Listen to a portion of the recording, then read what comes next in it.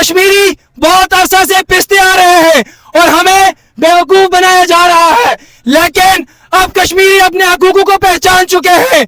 हमारे डैमों पे कब्जे, हमारे पानियों पे कब्जे, हमारे इलाके में बिजली पैदा करना और हमें ही ला के महंगी बेचना, हम अब बेवकूफ नहीं बनेंगे।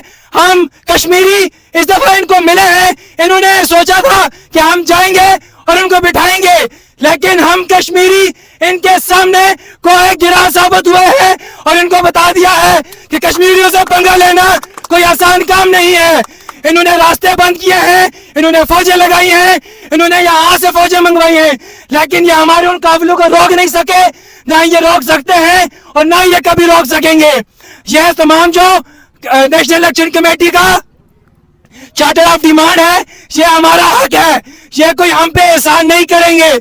ये अगर हमारे मुतालबात पूरे करेंगे, ये हम पे एहसान नहीं करेंगे, बल्कि हमें हमारा हक देंगे। मैं नारा लगाऊंगा, आपने जवाब देना है, हक है हमारा, एहसान नहीं है, हक है हमारा।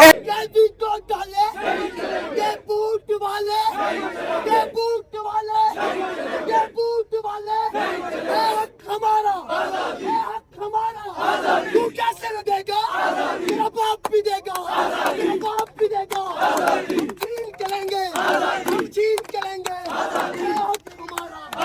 जोश से बोलो, कौन सुना दो, कौन सुना दो, हक हमारा। वो किससे चाहिए?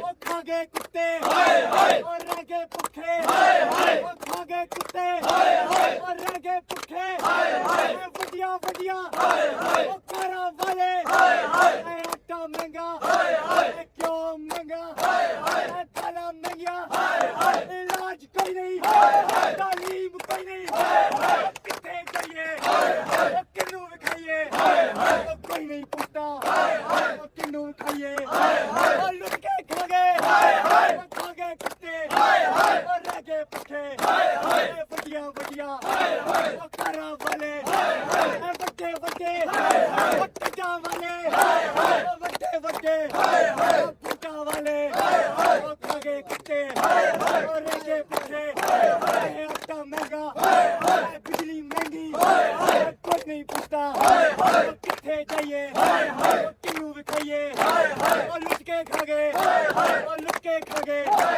बढ़िया बढ़िया वो कारा वाले। साडा हक, साडा साडा साडा हक, चोर लुटेरे, बट बटेरे, चोर लुटेरे, तालीम महंगी, इलाज महंगा, बिजली महंगी, वो राजा कुत्ते, वो खाके कुत्ते, बिजली महंगी, इलाज महंगा, तालीम महंगी, रोजगार महंगा, बिजली चाहिए, और रखे कुत्ते, वो खाके कुत्ते, और रखे भूखे, वो खाके कुत्ते, हम नहीं मानते, हम नहीं मानते, नहीं मानते, जुल्म के ज़ाब्ते, हम नहीं मानते, जुल्म के ज़ाब्ते, तेज़ हो भाई तेज़ हो, जदोजहद तेज़ हो, तेज़ हो भाई तेज़ हो, जदोजहद तेज़ हो, खलियानों में, जदोजहद तेज़ हो, स्कूलों में, कॉलेजों में, जदोजहद तेज़ हो, हम नहीं मानते, हम नहीं मानते, जुल्म के ज़ाब्ते, मुझे पे सब्सिडी बहाल करो, मुझे पे सब्सिडी बहाल करो, मुझे पे सब्सिडी बहाल करो, मुझे पे सब्सिडी